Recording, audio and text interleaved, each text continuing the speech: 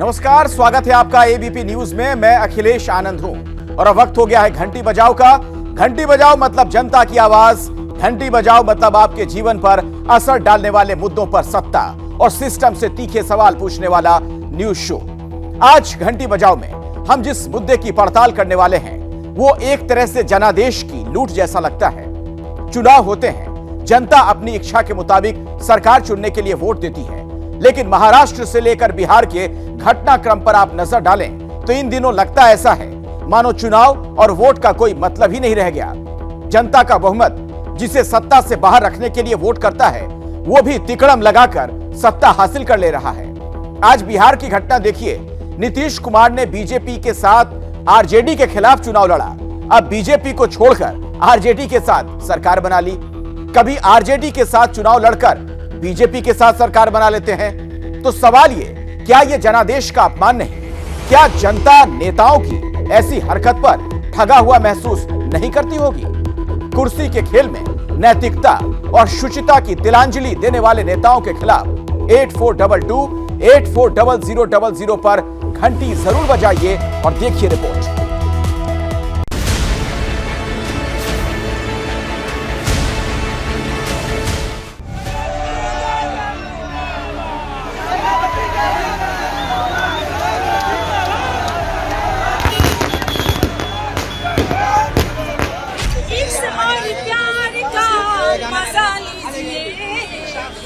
और प्यार का मजा लीजिए, थोड़ा इंतजार का मजा लीजिए।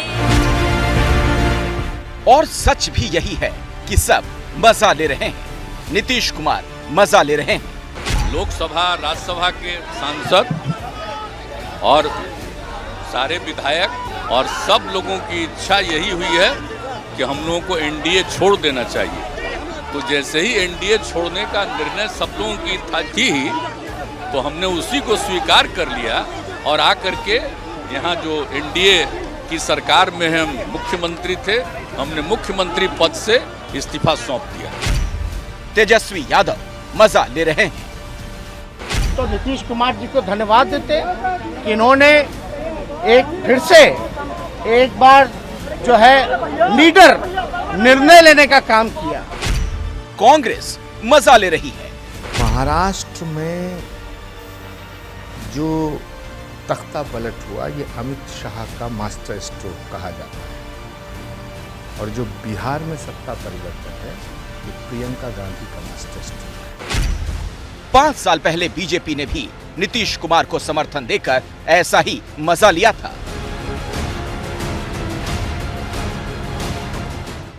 तो सत्ता के मजे के इस सियासी खेल में पीछे कोई नहीं रहता। इंतजार सिर्फ मौके का होता है। मौका मिलते ही हर कोई चौका मारता है।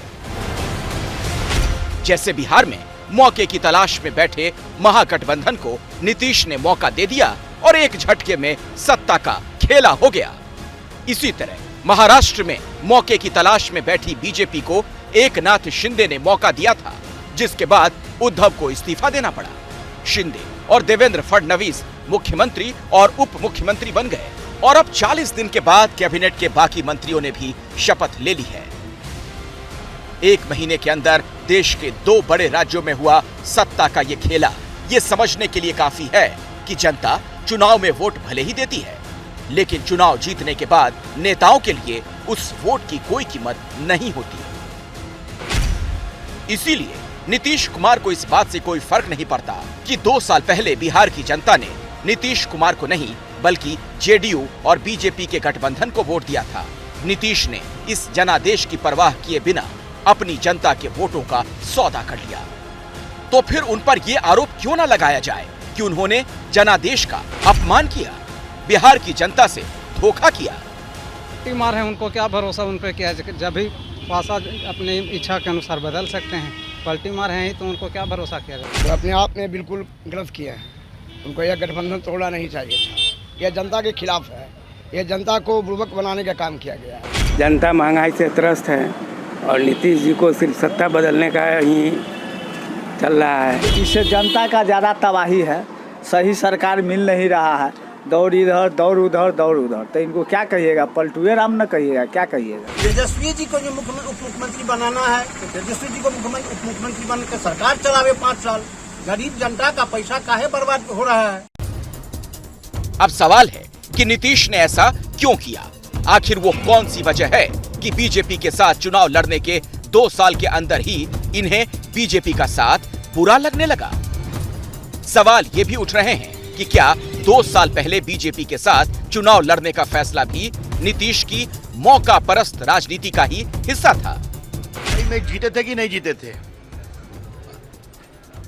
किसके कंधों पर जीत हुई थी? जब मोदी जी ने बिहार में 5 चरण में सघन प्रचार किया तो जीत हुई।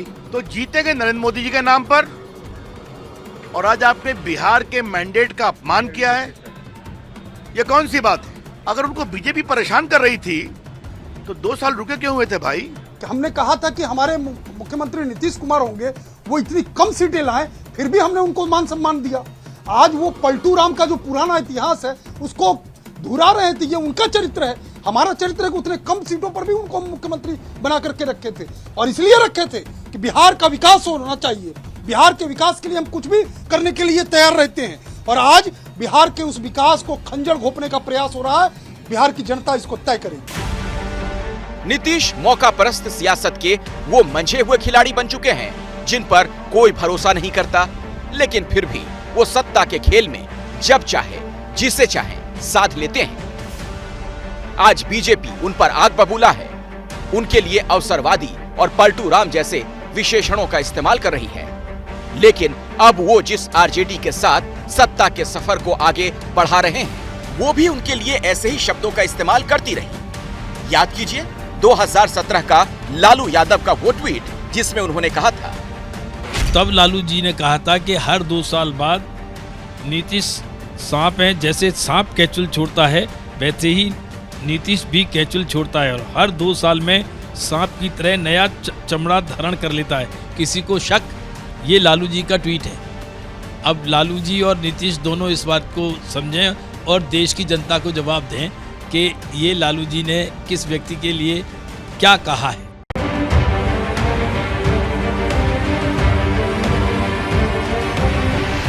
कहते हैं कि राजनीति में ना कोई स्थायी दोस्त होता है, ना स्थायी दुश्मन।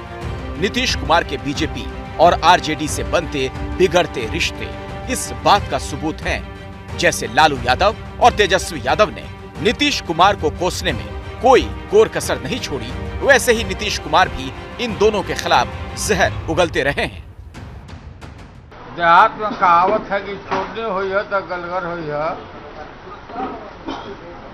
यही बात बिहार के मुख्यमंत्री श्री नीतीश कुमार पर लागू होता है।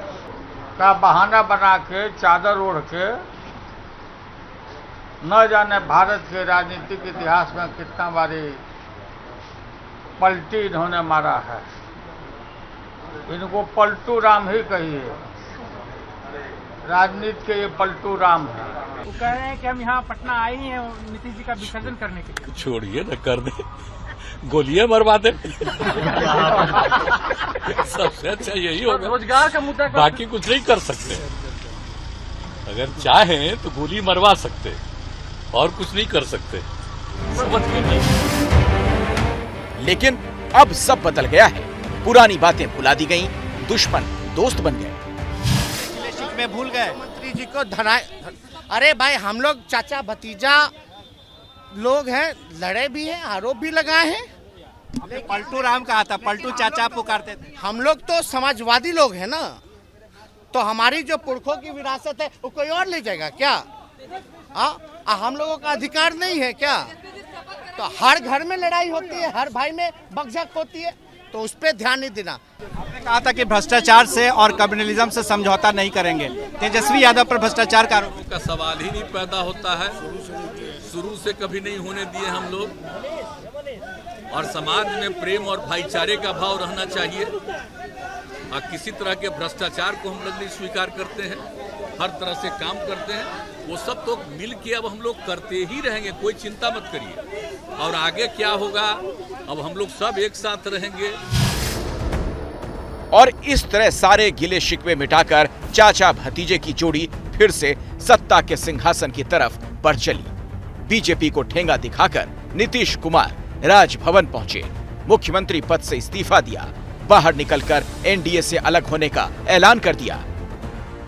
लोकसभा राज्यसभा के सांसद और सारे विधायक और विधान पार्षद और पार्टी के नेता सब भाजपा से क्या दिक्कत हो गई? सारी मीटिंग आज हुई और सब लोगों की इच्छा यही हुई है कि हम लोगों को एनडीए छोड़ देना चाहिए। तो जैसे ही एनडीए छोड़ने का निर्णय सब लोगों की थी ही, तो हमने उसी को स्वीकार कर लिया और आकर के यहाँ जो एनडीए की सरकार में हम मुख्यमंत्री थे, हमने मुख्यमंत्री पद से इस्तीफा सौंप दिया। शाम होते होते नीतीश और तेजस्वी एक साथ मीडिया के सामने आए और हमेशा मौनी बाबा बने रहने वाले नीतीश कुमार कैमरों के सामने खुलकर बोले। जिस बीजेपी के साथ के कारण वो सत्ता में आए, उसी बीजेपी के खोट गिनाने लगे। बिहार की सेवा करना, हम मिल करके काम करना, सब लोग पूरे बिहार को आगे बढ़ाने के लिए लगे रहेंगे। और समाज में जिस तरह से एक विवाद पैदा करने की कोशिश हो गई थी शुरू, वो हमको अच्छा नहीं लगता था। आप अच्छी तरह जानते हैं ना, आप तो एक बार 17 में हुए थे, 17 के लस्तवा में आए न थे, तो हमने तो कहा ना कि हम ये सब कोई चीज जो कहीं कुछ करेगा गड़बड़, जो कुछ होता है विभिन्न धर्म के लोगों का, तो वो सब हम लोग नहीं करते। हम लोग सबका एकता रहनी चाहिए। तो आप तो जानते हैं जो परिस्थिति बन रही थी उसको लेकर के अच्छा नहीं लग रहा था। और जिस तरह से बाद में हम लोग इतना मेहनत कर रहे थे और कई तरह की बातें की जा रही थी, वो हमको अच्छा नहीं लग रहा था और हम तो तैयार कहाँ थे। ये नीतीश कुमार का पुराना स्टाइल है। जब भी उन्हें पलटी मारनी होती है, वो इसी तरह की बातें कहते हैं। 2017 में जब उन्होंने आरजेडी को धोखा देकर बीजेपी के साथ हाथ मिला लिया, तब उन्हें तेजस्वी यादव का भ्रष्टाचार अच्छा नहीं लग रहा था। अब बीजेपी को धोखा देकर आरजेडी के साथ हैं, तो बीजेपी का साथ अच्छा नहीं लग रहा। आप 96 में साथ थे, 98 में साथ थे, रेल मंत्री बने, 2000 में आपको भाजपा ने बिहार का मुख्यमंत्री बनाया, जबकि बहुमत नहीं निकल सका। आपको भाजपा ने दोबारा केंद्र में फिर मंत्री बनाया, कृषि मंत्री। उसके बाद आज नीतीश कुमार जी, आपको ये स्मरण देना जरूरी है कि आपकी पार्टी में आपको बिहार के मुख्यमंत्री के रूप में प्रोजेक्ट करने पर परेशानी थी। चुनाव किसी के साथ लड़ना और सरकार किसी के साथ बना लेना नीतीश की पुरानी आदत रही है। वो हमेशा ही मौके के हिसाब से पाला बदलते रहते हैं। 2014 के लोकसभा चुनाव से पहले जब नरेंद्र मोदी को बीजेपी ने अपना प्रधानमंत्री उम्मीदवार बनाया, तो नीतीश बिदक गए। चुनाव से पहले 2013 में उन्होंने बीजेपी से गठबंधन तोड़ दिया। 2015 में बिहार का विधानसभा चुनाव हुआ तो आरजेडी और कांग्रेस के साथ मिलकर नीतीश से महागठबंधन बनाया। 2015 में बिहार का विधानसभा चुनाव हुआ तो आरजेडी और कांग्रेस के साथ मिलकर नीतीश ने महागठबंधन बनाया। इस महागठबंधन को बिहार में बहुमत मिला, लेकिन आरजेडी को जेडीयू से ज्यादा सीटें मिलने के कारण नीतीश असुरक्षित महसूस करने लगे। 2017 में तेजस्वी यादव पर भ्रष्टाचार के आरोपों को बहाना बनाकर वो महागठबंधन से बाहर आ गए और बीजेपी के समर्थन से कुर्सी पर बने रहे। अब फिर से वही कहानी दोहराई गई है। सत्ता के साथ बदल गए, लेकिन नीतीश की कुर्सी बनी रही। जदयू अहम बहम के शिकार और नीतीश जी उसके असली मरीज है। भाई, जब नाश मनुज पर छाता है, पहले विवेक मर जाता है। विनाश कालेन विपरीत बुद्धि, तो विनाश काल जब होगा तो बुद्धि तो विपरीत होगा। बार बार पाला बदलने वाले नीतीश कुमार की राजनीति के पीछे छुपी है उनकी बड़ी महत्वाकांक्षा। प्रधानमंत्री बनने का सपना वो कई वर्षों से पाले हुए हैं, लेकिन अब ये पाला बदलना भी 2024 की राजनीति को ध्यान में रखते ही किया गया है। दरअसल कयास ये लगाए जा रहे हैं कि 2024 में बिहार की राजनीति से आगे बढ़ के वो विपक्ष का सबसे बड़ा चेहरा बन जाएंगे और प्रधानमंत्री नरेंद्र मोदी के खिलाफ इस मोर्चे की सबसे बड़ी कवायद भी। हालांकि ये सब कयास है, पर एक बात तो साफ है कि इन सब के बीच में अगर कोई पिस रहा है तो बिहार की जनता। जनता का वोट लेकर सत्ता में आने वाले जनता से किस तरह धोखा करते हैं, उसकी मिसाल बन चुका है बिहार। नीतीश कुमार जिस जंगल राज को मुद्दा बनाकर बिहार की सत्ता में आए थे, उस बिहार को बदलने के लिए उन्होंने खुद क्या किया वो भी जानना जरूरी है। करीब 16 साल तक वो बिहार के मुख्यमंत्री रहे हैं। उसके बाद भी बिहार पिछड़ेपन के कई पैमानों पर अव्वल है। आप जरा इन आंकड़ों पर गौर फरमाइए। सबसे पहले बात बेरोजगारी की अगर कर लें तो बिहार की जो बेरोजगारी दर है 18.8%, मतलब बेरोजगारी के मामले में देश में चौथे नंबर पर है बिहार। आगे बढ़ते हैं। प्रति व्यक्ति आय देश में 1.5 लाख रुपए सालाना है, तो बिहार में यह सिर्फ 50,555 रुपए ही है। देश में सबसे ज्यादा गरीबी बिहार में है।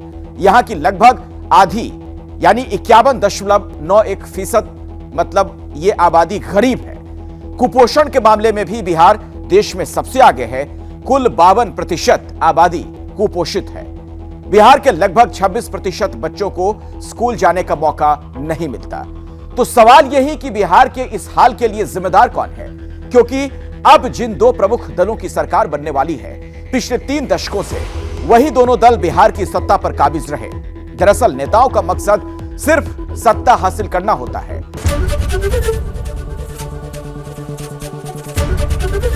एबीपी न्यूज आपको रखे आगे।